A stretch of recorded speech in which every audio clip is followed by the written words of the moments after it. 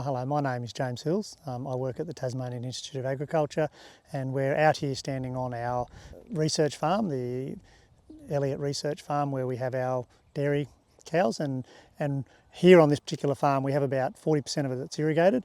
And so I just want to have a little bit of a talk about how we approach our irrigation here to achieve what we believe is extremely productive pasture growth. So we achieve about 20 tonnes of pasture growth on this place, and a lot of it is due not only to getting the fertiliser right, and so the nutrients right, but also getting the watering right.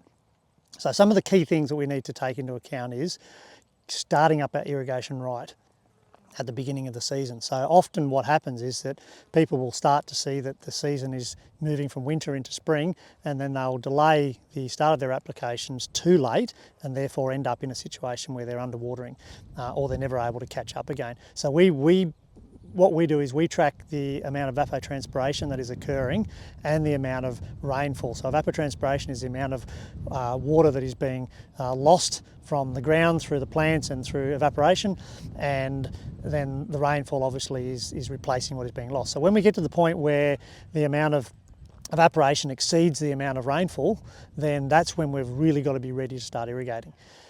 Prior to starting that irrigation, one of the things that we do is we make sure that all of our irrigation infrastructure is operating. And that's one of the big mistakes. Often you'll get to the point where you need to irrigate and suddenly you go to turn it on and it doesn't work. And then there's a real challenge. So you need to be able to start up right, so everything needs to be right, and then you start. The next thing we do is we have a look at during a particular week how much evapotranspiration is expected.